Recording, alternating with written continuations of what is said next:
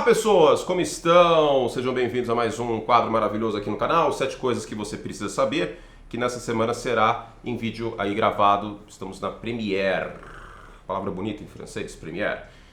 Vamos juntos então para mais um vídeo, não se esqueça de se inscrever no canal, dê seu like para o like, e lembrando, para mais conteúdo assine o Like Plus, hoje eu vou falar de Arizona e Minnesota, e vou falar também do jogo que eu comentei ontem, Pittsburgh Steelers e Cincinnati Bengals, tá bom? Então esses dois vídeos para os membros. E amanhã tem a briga para o playoffs, que eu analiso as porcentagens de pós-temporada, tem troféu Mac Jones, tem troféu Peyton Manning. Ao longo da semana tem mais análises de outros times também, que eu vou começar a fazer agora na reta final, vídeos soltos sobre times em específico, não só sobre jogos. Vamos juntos. No primeiro comentário tem sempre os vídeos para os membros, eu te espero, tá bom? Bom, a primeira coisa que você tem que saber é que o título de estudo, né, a manchete que eu coloquei na thumbnail de estudo, é um gladiador indefeso. A outra manchete que eu pensei foi gladiador solitário, mas talvez não seria tão precisa. Afinal de contas, tem o Ja'Marr Chase, que está jogando muito bem nessa temporada, e até tem o Trey Hendrickson na defesa, que pode liderar a NFL em sacks. Mas o Joe Burrow é um gladiador indefeso neste momento. Se os Bengals fizerem 102 pontos numa partida, existe uma chance razoável de imaginar que a defesa dos Bengals vai tomar 105 pontos. Como eu disse na transmissão, eu não tiro o mérito dos Steelers, que fizeram tudo certo nessa partida no ataque. A interceptação no início do jogo, o pick six, não foi culpa do Russell Wilson. O George Pickens escorrega na rota. Os Steelers começaram a correr mais com a bola ao longo do jogo, isso foi importante. O Russell Wilson foi bastante assertivo nessa partida, talvez o melhor jogo do Russell Wilson na temporada, contra uma defesa de isopor? Sim, mas mérito dos Steelers também. E mérito do TJ Watt, que apareceu quando precisou, e a defesa dos Steelers, e os Steelers são um time, ao contrário de Cincinnati, que hoje é, no máximo, 3 malucos tentando fazer alguma coisa e 49 atrapalhando. 49, 50 atrapalhando. Então, meu Brasil, os números falam por si. Com 28 pontos por jogo nas derrotas, 21 touchdowns e 3 interceptações nas derrotas. O Joe Burrow e o ataque dos Bengals está com 28 pontos por jogo nas derrotas. Inacreditável. 3 touchdowns em 4 derrotas nessa temporada. Quando foi a última vez que um quarterback liderou a NFL em touchdowns e o seu time tem campanha negativa na temporada? O Drew Brees em 2012. Na era Super Bowl isso aconteceu 3 vezes. Eu estou contando que neste ano vai acontecer com os Bengals. As outras duas, Brees em 2012 e o Joe Montana em 82, um ano atípico por conta de greve que teve e tudo mais. É um ano que meio que é fora da curva. O Joe Montana e os 49ers que eram campeões do Super Bowl no ano anterior. Mas basicamente é isso. Neste século só uma outra vez. O torcedor do Saints se recorda bem. O torcedor do Saints, eu tenho certeza, está defendendo o Joe Burrow porque ele viu isso acontecer com o Drew Brees. Não existe defesa em Cincinnati. Os caras estão sempre fora de posição. Os caras estão sempre correndo atrás de alguém porque eles estão fora de posição e sempre reativos. Tirando o Trey Hendrickson, ninguém pressiona o quarterback nessa defesa. A secundária é uma temeridade. Para uma jogada boa do Cam Taylor-Britt, tem uma ruim muitas vezes. É uma zona a defesa dos Bengals. É horrível, é soft. Qualquer coisa que o ataque adversário faça, ele vai ter sucesso. Ela constantemente fica presa em bloqueios.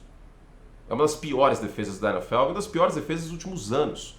E aí, gente, nem Peyton Manning, nem Tom Brady, ninguém ia dar jeito nesse negócio. Ninguém. Falando sério, ninguém. Lamar Jackson, Josh Allen, Patrick Mahomes, não teria como.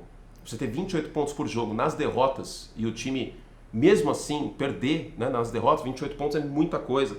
Então, assim, para além disso, as chamadas no final do jogo sempre atípicas e esquisitas, né? Contra os Chargers foi um pouco assim.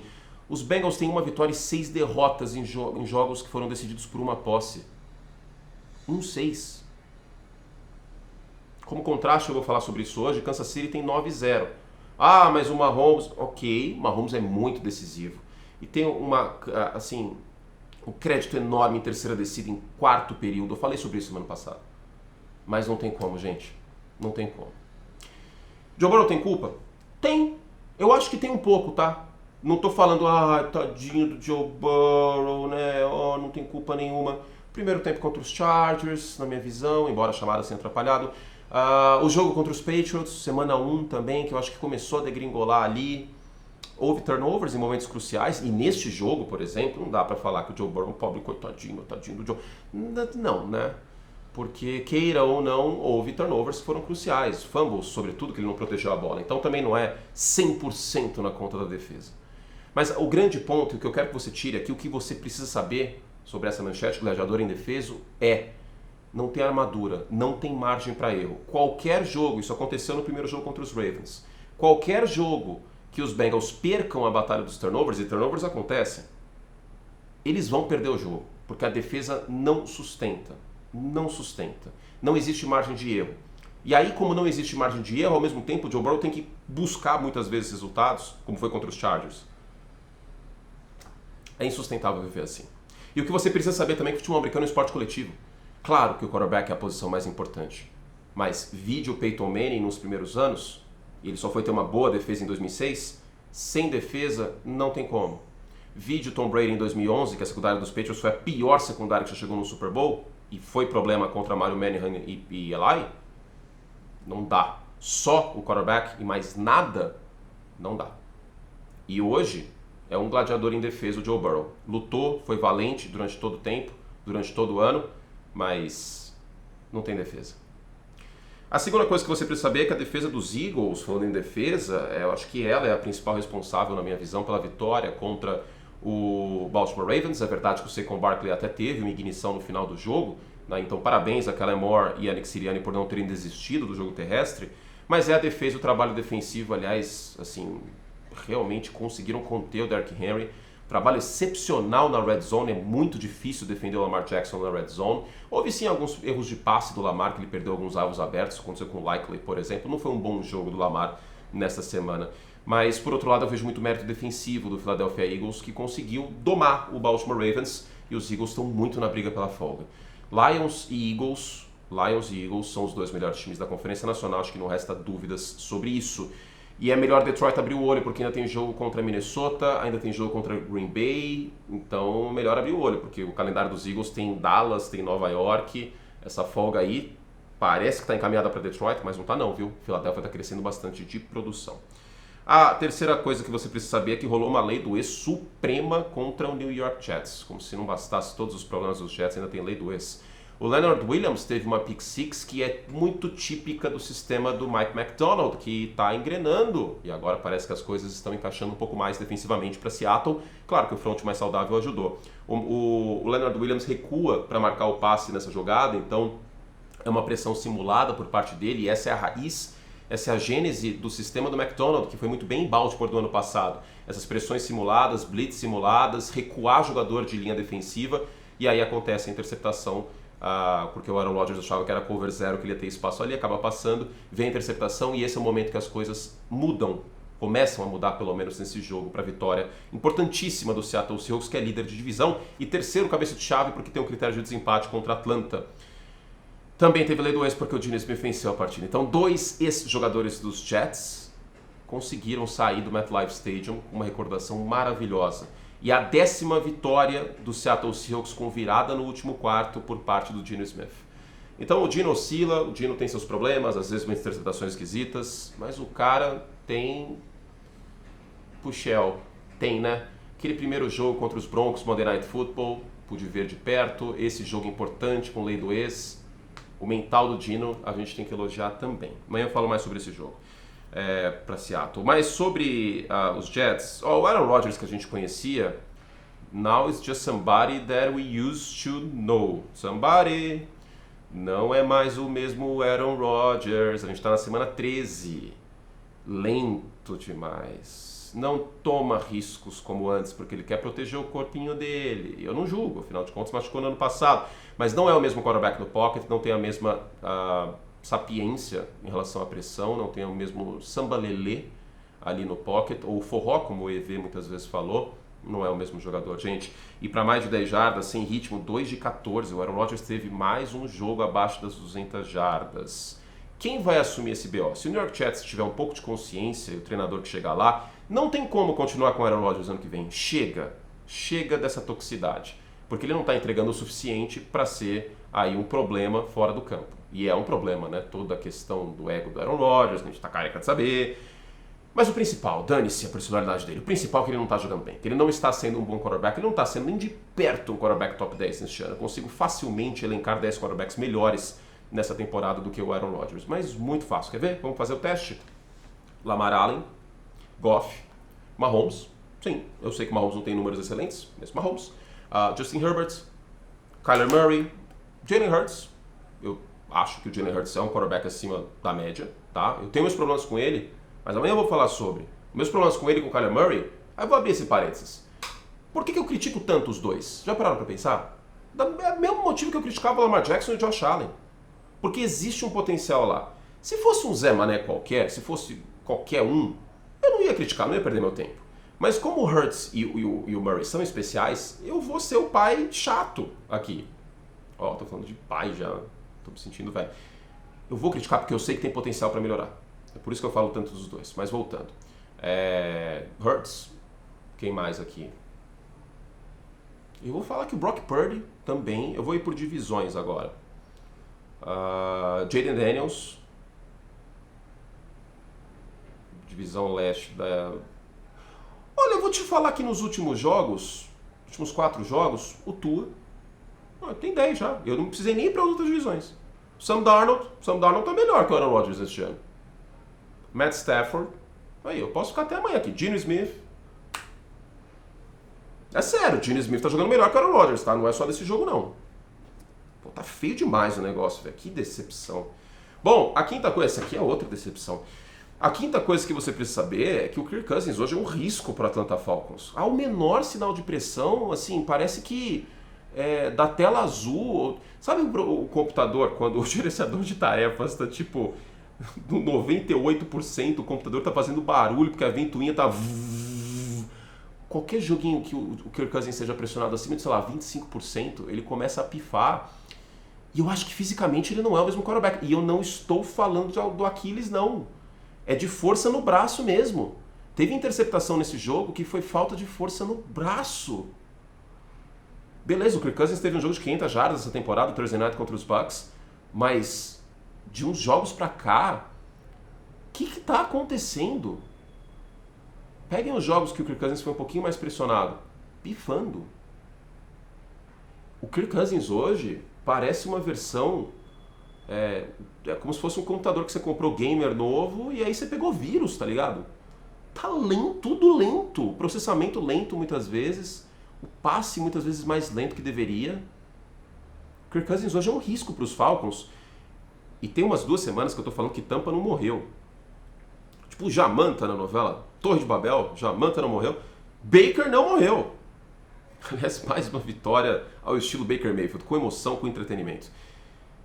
Os Bucks têm a mesma campanha de Atlanta, e eles só estão atrás de Atlanta na classificação porque Atlanta tem 2-0 contra os Buccaneers, mas alguém duvida que os Buccaneers estão em ascensão e a Atlanta está passando por um momento crítico?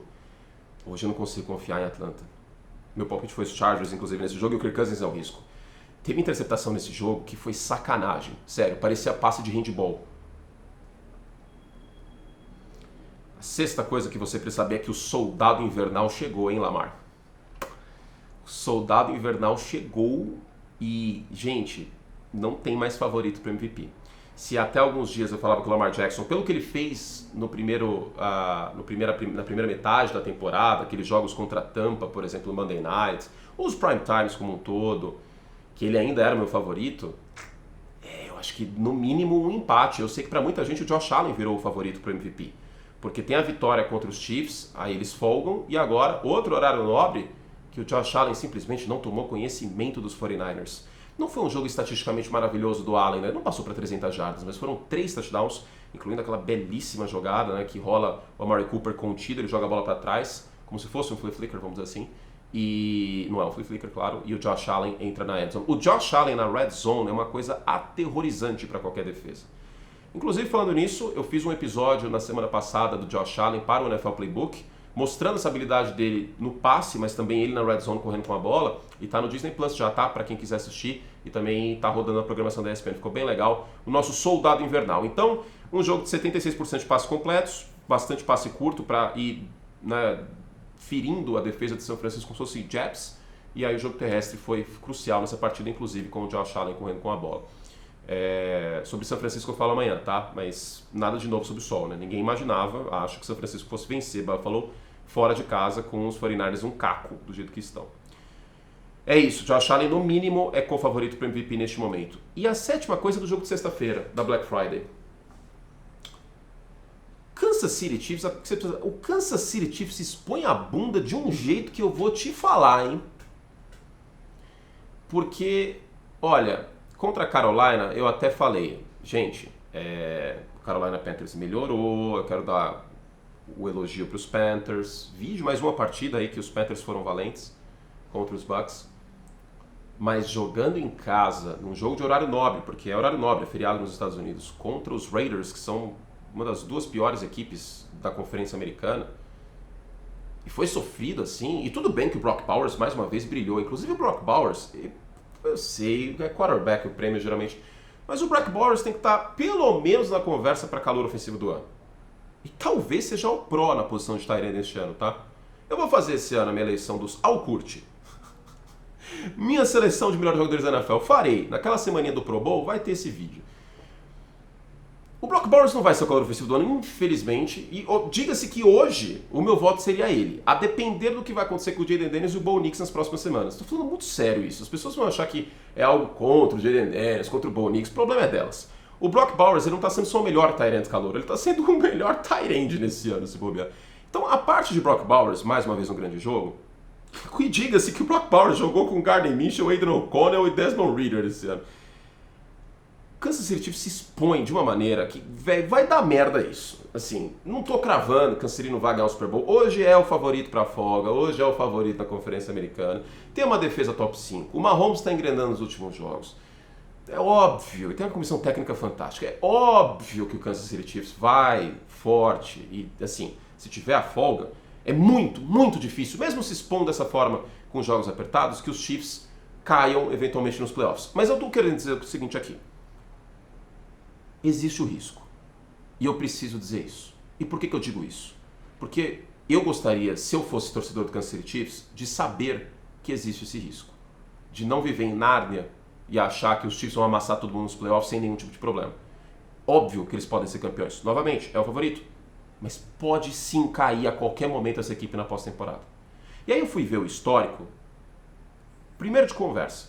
Kansas City tem 9-0 em jogos de uma posse. Em jogos de uma posse desse ano, eles venceram 9 partidas. Copo meio cheio, copo meio vazio? Copo meio cheio. Isso aconteceu porque o Mahomes é do cacete em quarto período e porque a defesa do Kansas City Chiefs é excelente. Só que 9-0, queira ou não, em jogos de uma posse, eventualmente a moeda pode cair do outro lado. Ou, se você torce para o São Paulo Futebol Clube, de pé. Inclusive vou no Morumbi quarta-feira. Beleza. Qual é o histórico da era Mahomes? Já teve uma temporada assim? Já, 2020. Foram 8-1 em jogos de uma posse. Ou seja, ele já tem mais vitórias neste ano em jogos de uma posse do que tiveram em 2020 quando chegaram no Super Bowl e perderam para os Buccaneers, até porque a linha ofensiva estava uma tragédia. Mahomes foi pressionado 50% dos recursos de passe.